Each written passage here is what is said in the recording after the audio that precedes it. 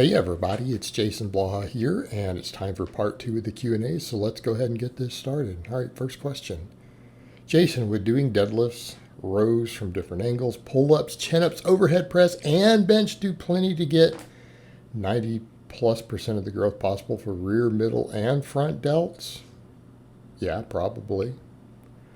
Here's the only thing in question would be the side delt. That's the only one any reasonable person is going to argue. All right, because look at what you've got there. But the question becomes how much volume, because here's and how much time. People love to ask questions like this without thinking through, well, how much work are you doing here? In other words, if we look at an exercise, say for the side delts, and these are all a little indirect there, meaning overhead press hits the side delts just not amazingly well. Rows arguably do work the side delts pretty hard. Pull-ups, let's say chin-ups, probably not at all. Chin-ups barely work the rear delts. Pull-ups do a better job. Pull-ups work the rear delts pretty well, side delts not as much as, say, a row would, or particularly direct work. Okay. But how much volume? Because here's the thing. Volume eventually adds up in these areas. So, it's how many sets are you doing? Then we come to the other point. How many years are you doing it? Because that consistency year after year after year matters here too. But here's the thing I would say. Are side delts a major concern for you? Well, then maybe do some extra work. It really is that simple. Okay. Why don't you do a little bit of extra shoulder work? Meaning, if delts are a high priority, why don't you do some upright rows? Do some front raises. Hell, even learn to snatch. You could do other stuff, and that's the thing to think about it. If it's important enough for you to really be asking this question, then you clearly care about it, that you're wanting to really develop that area instead of just having good development. And if you're saying, hey, I just want good development there and I want to get strong on these basic lifts, that's actually fine. That'll work. It won't really be an issue. If you're trying to get that last bit of development in that area for whatever reason, well, you might want to think about what specifically hits that area.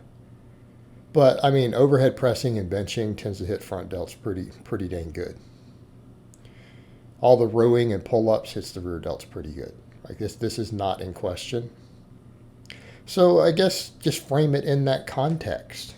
And if you're looking for percentages like that, no one can give you that answer, because it's also a question of volume, a question of genetics, a question of years. All right, next question. What are your top book recommendations on strength training methodologies and programming science? Again, if you just want workout stuff, that's a different question. If you're looking for this sort of thing, I'm going to give you the same answer I've been giving for the past decade, year after year after year after year after year after year in these Q&As, because people ask this and they don't realize I've answered this question probably 30 times now. Very, very simple. Number one, science and practice of strength training. Okay, that's it. You're going to pay $100 for that book, by the way. Right? You're not going to find a hardcover version new for probably less than that. That's the reality of it. That is your primary book. Everybody uses this. All the top coaches in the world, it doesn't matter whether it's conjugate guys or anyone else, they use this book. This is your starting point. It's probably the only one you need. If you want more supplemental work, go with super training. Grab super training on top of it. All right. Outside of that, you need to buy the books for whatever system you want to use. I tell you guys, I generally recommend 5-3-1 type programming if you're going to use stuff, or conjugate. If you're going to do conjugate, buy all the West Side books. Get the stack of them.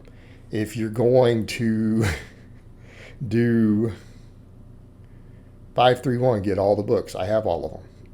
I've bought the books from both of these, for both of these systems. I have all the books. Okay. This is what you need. But whichever system you choose to go with, buy the books. But the first book that I listed, that is your foundation. If you do not buy and read that book, you're not going to gain the knowledge that you need. That is what everyone uses as their foundation.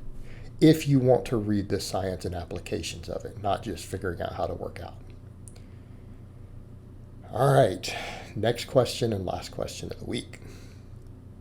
What do you think the single most important credential is to have to coach people?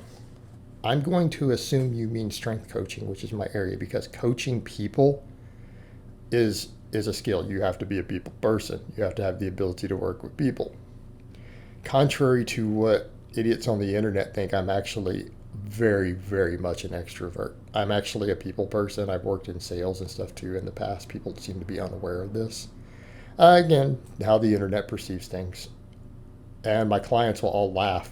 Clients laugh when they get me in Skypes and videos. They're like, yeah, you are nothing, literally nothing like we expected you to be. Your personality is not what we thought it was going to be based on the internet. I'm actually kind of a clown. Yeah, I joke a lot. I'm a comedian, full time. I don't do it online because I'm not comfortable doing it online on the internet. It comes back to bite me too much. I try not to tell jokes. People can't handle it.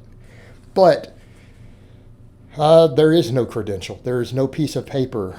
There is no class. There is no certification that indicates that you have any skill or ability or knowledge as a coach. Some of the worst coaches I've ever seen have piles of credentials and they can't coach their way out of a wet paper bag. Strength coach, you need two things. You need to have, number one, built your own strength base. I don't care how good you are at instructing if you have not experienced what it's like to be under a truly heavy squat bar, you cannot strength coach. Period. That's why guys like squat, you can't coach. He is incapable of it. He is weak, has never built a strength base, his information's bad. So, that being said, you have to have built a strength base. It doesn't have to be elite level, but you damn well need to be able to squat 500 pounds at some point or close to. And people say, that's harsh. Well, I'm just giving you the reality. Number two, experience. Experience. You have to have experience coaching people to be a decent coach. You will suck when you start. The first couple of years that you start coaching people, even if you have built a strength base, you are going to suck ass.